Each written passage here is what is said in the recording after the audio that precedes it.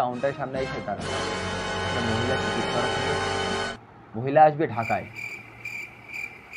আসবে তার সাথে 3টে দুধের বোতল। দুধের বোতল দিয়ে ঝরঝর করে পানি পড়তেছে। হেল্পার ওই দুধের বোতল দেখে কোনোভাবেই সেই বোতল গাড়িতে দেবে না। কেন দেবে না? ওই বোতল যদি বক্সে দেয়, আরও যাত্রী মালামাল রয়েছে, সেগুলো বিদে যাবে। হেল্পার তো কোনোভাবে নেবে না, ওই মহিলা কোনোভাবেই মানাইতে পারতেছে না। এবার ওই ওদের হেল্পার আর ওই মহিলার ঝগড়া দেখে ড্রাইভার স্টারিং দিয়ে নেবে। যাই হোক, ড্রাইভার দেখে একটু মায়া লাগে, দুধের বোতল নিয়ে যাবে। ড্রাইভার কোনোভাবে হেল্পারে বুঝায় মহিলাকে বলে যে ওরে 20-50 টাকা দিয়ে দেন, ওর বোতল পানির বোতলে বালতির ভিতরে রেখে দেবে। যাই হোক, একটা মীমাংসা হয়ে গেল। তো ওই বোতল ওই পানির বোতলের বালতিতে রাখা হলো। এবার যাই হোক, এবার গাড়ি মাগুরা আরপাড়া মধুখালী হয়ে চলে গেল পাটুরিয়া ফেরিঘাট, দৌলুদিয়া ফেরিঘাটে। এবার যাওয়ার পরে দৌলুদিয়া ফেরিঘাটে প্রায় 3-4 কিলো জ্যাম।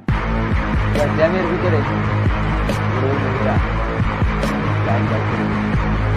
দুধের বোতল কি ঠিক আছে কিনা, দুধের বোতল ঠিক আছে কিনা।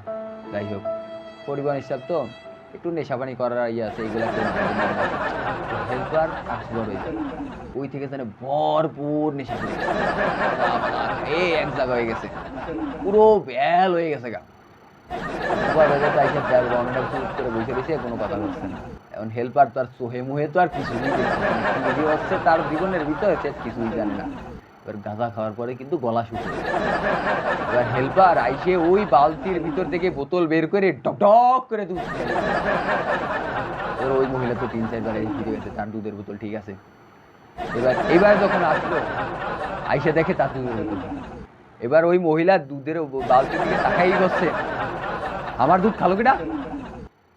এবার অমনি ড্রাইভার ঘুরে তাকাই করছে, আমরা তো সব টাকা ঢুকা খালো কেমনে।